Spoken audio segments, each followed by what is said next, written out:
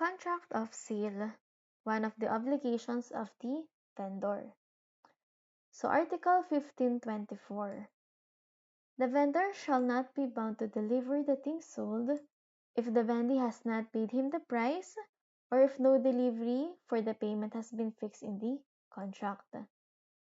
So sinasabi nitong article na to is no payment equals no delivery. Diba? Kasi si vendor, hindi siya bound mag-deliver if hindi pa nagbabayad si buyer.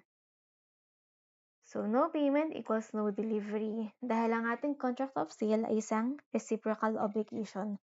So, ibig sabihin, pag hindi mo binigay yung payment, hindi mo rin makukuha yung object. Pero with general rule, meron laging exception. Exception dito, if may payment term equals required na mag-deliver si seller. Ang ibig sabihin ng payment term is yung payable after 30 days, payable after 7 days, mga ganon. So, in short, utang.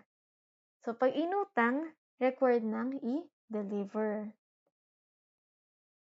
Pero ano yung mga case na hindi required mag-deliver si seller or not obliged? Una, ito yung buyer has not paid. Second, no period for the payment has been fixed in the contract. So, ibig sabihin, hindi na pag-usapan kung kailan babayaran. So, paano malalaman ni seller kung kailan siya mababayaran? So, hindi siya required mag-deliver. Third, even if there is a period fixed for the payment, so ibig na pag-usapan na payable after 30 days, if the buyer loses the right to make use of the period. Sabihin kahit na nautang na niya, pero nawalan ng karapatan si buyer na make use or na magamit yung kanyang utang. So ito is next article natin, no? Article 1536. Pero may short preview lang tayo. So, yung Article 1536, nagpa-pertain siya sa Article 1198, wherein the seller is not bound to deliver if the buyer loses the right to make use of the period or yung utang. 5 siya. First, if the buyer becomes insolvent. So, sabihin hindi na makabayad si buyer unless he gives a guarantee or security for the payment of the price. So, if di siya makabayad pero nagbigay siya ng guarantor or security, so pwede pa rin ma-forsa or ma-oblige sa seller na mag-deliver. Second, buyer fails to furnish the guarantees or securities that he has promised. So, sabihin umutang siya with the promise na magkakaroon ng guarantee or security para sa kanyang utang. Pero hindi naman niya binigay. So, hindi pa rin obliged si seller na mag-deliver. Third, guarantees or securities have been impaired through his own acts or when through a fortuitous event they disappear, unless he immediately gives one equally satisfactory. So in short, wala pa rin guarantees or securities.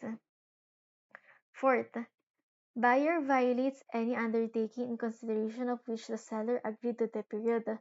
So pag napag-usapan sila tapos hindi sinunod ni buyer, pwedeng hindi i-deliver ni seller. Fifth, buyer attempts to abscond. Ibig sabihin, sinubukan ni buyer na tumakas sa kanyang utang. So, itong mga to is pinoprotektahan si seller na in case hindi siya mabayaran. So, hindi siya required or obliged to deliver. So, meron tayong flowchart para dito. So, first, nagbayad ba si buyer? If yes, nagbayad siya, yes, required mag-deliver si seller. If hindi, pwede natin i-ask, may napag-usapan bang payment date? Umutang ba si buyer? If hindi siya umutang, walang payment date, hindi alam kung kailan babayaran, hindi required mag-deliver. Pero if yes, may next ulit tayong question. Nag-a-apply ba yung Article 1536 or yung 1193? Ibig sabihin, insolvent, no security or guarantee, or nag-abscond or tumakas si buyer? If yes, don't deliver or not obliged to deliver kasi pinoprotektahan si seller na hindi siya mabayaran. Pero if wala, so sabihin, good standing ang si buyer, then required to deliver na si seller. So sample tayo. Ito si ating buyer, pumunta siya kay seller, bibili ako. Ito ang ng rice, ito ang aking payment. So palitan sila, reciprocal obligation. Yes, required to deliver. Next, ito sabi niya, promise babayaran ko after 7 days. Sabi niya, sige. So, isabihin itong rice, pwede nang dalhin ni buyer.